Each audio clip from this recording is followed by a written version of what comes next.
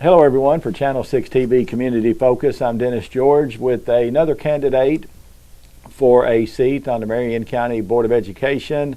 In District 4, Peggy Downs is opposing the incumbent, Mike Cecil. And Peggy, thanks for coming up. Thank you for having me. All right, and I guess the first thing that we would want to do is give you a couple of minutes to talk to the viewers about who you are, your background, and maybe why you should be elected to a position on the Board of Education.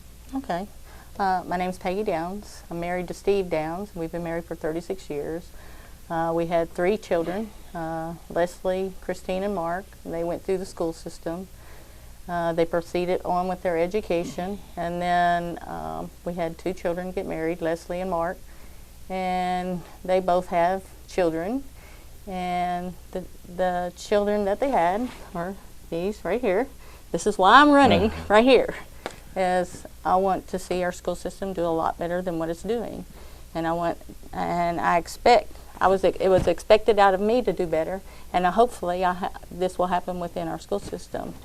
I returned to school, went and got my bachelor's in social work, and then I returned and got my master's in social work, and then I worked for the school system for many years, for over 21 years. I started as a bus driver, secretary, substitute teacher, and then I was a soccer coach here at the high school. And then I moved on, got a job with the State Department through a PCWCP program, which is helping people become social workers, and they help pay for my tuition. And hopefully that will help them with our students down the road. From there, I worked in Child Protective Services for over 10 years. So now I'm back. I retired because I had gotten ill, and I've gotten my health back in order, and I'm not happy with a lot of things that are going on in our school system. There's a lot of things I want to learn about, and I want to see some changes made. All right. When you say you want to see the school system get better, yes. And when you say you're not happy with some of the things that are out there, yes. Can you be more specific about those things? I can. I was in the leadership program with Lebanon. I've been back in the school system just looking around through the leadership program. I'm not happy with the way our school systems look as far as building wise, what our kids are involved in, as far as where they're eating lunches in small rooms, having programs out of closets, teachers being put in small rooms in order to do like closets, like in Calvary, and I'm just not happy with that, and I don't feel it is a good environment for our kids, and it needs to be better. Okay, so I guess the first obvious question that we are posing to everyone, not only are you on the ballot, but also the nickel tax is on the ballot. Your stand on that, and give you a few minutes to talk about that. I am not against the nickel tax whatsoever. I want to know where my money's going when I do put my money out there, and I want to be able to see where it's going, and I think as a public person, they have the right to know also. And in order to do that, I think I'm the person who can get in there and do it, because when I have approached other people to find out what's going on, or I sit in at a meeting, I'm not getting those answers, and I want those answers. All right. And again, I told you that when you came in, they said that's a hot seat. You said you are not against the nickel tax. No, sir. Does that mean you are for the nickel tax? I am for the nickel tax, okay. Yes. Okay. All right, but let's take that, understanding building problems, facility problems that you're not happy with. If the nickel tax fails, yes, and those funds, the bonding capacity does not increase, and additional funding from the state is not available, yes, what would be your alternative plan to make things better, if you will, in the school system? My intentions are, if it does fail, is to get in there and look at where our money is going, how we can cut back on funding ridiculous spendings. All right, we're going to be. Let's be more specific. Okay. I mean, it's where, when you say ridiculous spendings. Yes. Let's take a look at that. Where do you think it can be cut? Well, I'm not sure until I get in there, and it's sad to say, I don't know what the books have in there, but I do want to get in there to see where the money is, where we can possibly take some funding from one place and put it in the other. I guess one of the big questions I have is if the school system has, and I don't know if this is correct or not, if the school system has a lot of money coming into the lunchroom through the meal program, the extra buy meal, where's that money going? What are we doing with that money? And I understand Calvary needs new heating system and everything down there. How are we going to fix those? We need to cut back on where the spending is, but find out where those spendings are in order to be able to do that. I live on a budget. I expect the school system to, you only have so much money. Where is it? What is it doing? I can manipulate numbers in order to see where things are, but I want the truth as to where everything is. And I don't know if the truth is there or not, or if it's all tied up in how the money is put on paper. I just want to know where the money is, where it's going, and how we can better ourselves. It'll be a sad day if the nickel tax does fail, but because, let me kind of rephrase that. In being on the parish council, we have designated money that goes into the funeral fund or grave site. This money is supposed to be just similar to that. It is a designated money that goes into certain areas. Building can't be used for payroll, can't be used on certain things like that. And people need to know that. And I really don't think that everybody is getting educated enough on it.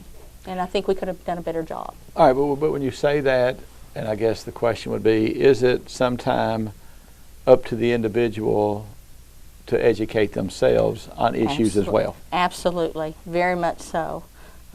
They do need to educate themselves. As I go out and try to educate myself as to what's going on, where money's going, go ask questions. Everybody needs to do that. If you want to know what's going on in the school system, go look. You're very much invited to come to the school system, from what I gather. I was. So well, sure. and you know, I guess one of the questions also to some of the existing board members has been transparency within the system, and their comment has been, our meetings are open to the public. Our books are open to the public. Our books are online and what have you. How would you address that? How do you read them? How do you know what you're reading? I have problems reading. I've had a lot of education. I have problems reading them. Who can sit down and explain these things? And having board meetings at 5 o'clock where people who don't even get off work at 5 o'clock, I don't think is a good idea. I think 5 o'clock or 6 o'clock? 5. Okay. Every meeting I've been to so far has been at 5 o'clock. Okay. I was thinking during my days it was 6, but I can There I are can stand times it corrected. was later in days, and I think people need to be able to come to those board meetings. And they have families that they have to support and feed, and you know, kids have homework and stuff. They need to be set at a time where people can be at the board meetings. And I don't think 5 o'clock is it. We can get a lot of staff there, but we can't get the people there. And we need to educate the people. The only way we're going to get them there is say, it might be later and you might have a few, but those few, you start with those and it spreads out. All right, one question. Obviously, a few years ago, there was criticism one way or another of Superintendent Schlosser. She came under a lot of fire. How would you rate the job the superintendent has done? And if she wants a new contract and you're a board member, when her contract comes due, how would you vote? And if you would maybe give her a grade on the performance she's done in running the school system? On some of the work I've done, if I'm doing a rating scale of 1 to 10, she wouldn't have the 10. And it's not to say that she's not doing her performance. It's saying I don't know what all she has done. I have been away from the system for a while, and I want to get back and I want to look at it. And I want to educate myself as to what's going on and I want to educate my community as to what's going on. So in order to do that, I'd have to get in there. So at my rating point, from what I've gathered so far, I would probably have her at a 7, not at a 10. Mm-hmm. And that's being just fair because I haven't seen anything, everything. She's got a lot of good ideas, but what else have we got down the road? What is the plan down the road? I want to see some of those things. Okay. All right, if you were elected to the board, yes, what are the challenges face the board? And let's not talk about nickel tax. Let's not talk about buildings. Let's not talk about facilities or anything along that line, the maintenance of. What challenges face the board going forward, beginning if you were to take office in January? Getting the trust back with the people. I think is that is our main goal right now, is getting the trust back with the people of our community. I don't think the trust is there anymore. People are scared to talk and say anything. I think they feel that way from what I've gathered being out in the community. And we need to build that relationship back with our community and get it going. I think that is our main goal there first. In order to do that, I have to get in there to see how to get educated in order to do that. Okay, from the education part of it, which that would be a challenge to the board. Challenge myself. Okay, what would be challenges as far other challenges facing the school system from an education standpoint, I guess? And what would you hope to do about any of those challenges? For our kids to be able to compete with the other school systems that were in our surrounding communities. I want them to be out there. I want them to be first as everybody else does. I want them to say, hey, I come from Marion County and I'm proud and I'm ready to turn back to it once I've graduated. I want them to be out there to go, get up, go, and run. I want to see that.